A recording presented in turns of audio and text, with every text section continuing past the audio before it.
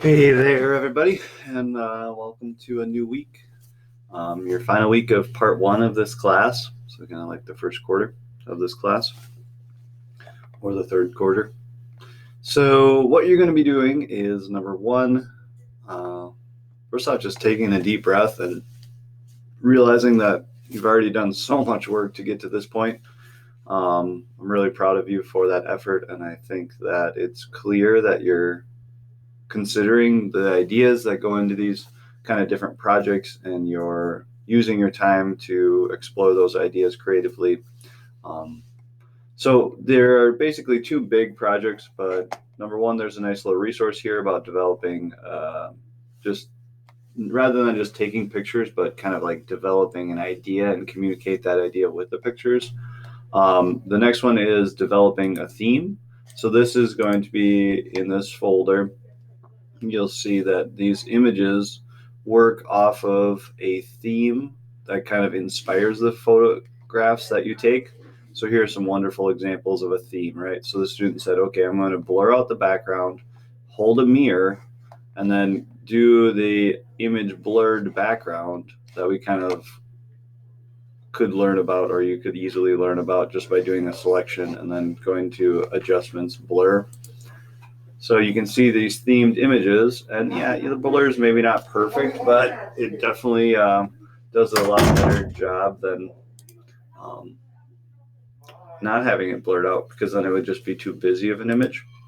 So as you see these, the image in the mirror is really crisp, and around the mirror is not so crisp. So this was a wonderful student's work. So I thought I'd share it with you. But basically, that's the idea. So that's a theme, right? So that's like a series of work that's kind of based on one idea. But you're going to take a collection of 5 images that have some unifying element in them. So this could be a similar subject matter, ideas, or messages that you're trying to communicate. It should be visually unified too. So like, let's say it's all black and white images, or it's all images that have a flower in them in the foreground, and then in the background all changes. Maybe it's the exact same flower, and then the background's all changing, talking about how there's beauty everywhere. Um, Ask yourself these questions when you're kind of basing this. Why this? Why am I making this image for an audience, and what is that audience, and then why is it that audience and not another? What will cause this particular audience to respond to the work that I'm making? What special considerations will I include when creating my photographs with this audience in mind? And what message are you attempting to communicate through this series of themed works? All right, so that's the themed assignment. And then we go back to emotional photography is basically the next one. This one should be a little quicker. I think the theme one will take a lot of your time this week.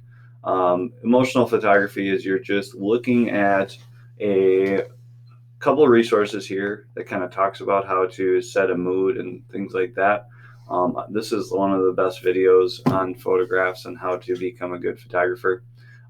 It's just wonderful to see how different people perceive different situations and as a photographer just by the background information they know.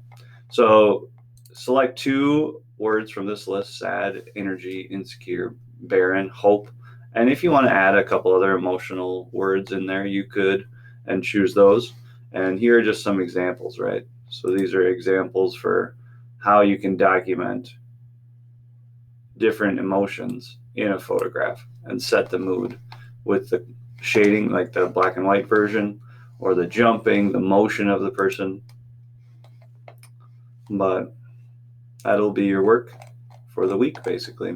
The last thing is just kind of reviewing over, circling back with VoiceThread, just to see if there's other comments or other classmates that posted that you could maybe comment on, and making sure you sent something. And maybe it's something from your emotional or theme photos for that if you haven't already. Have a great day, and we'll see you at the end, and I'll be here throughout the week.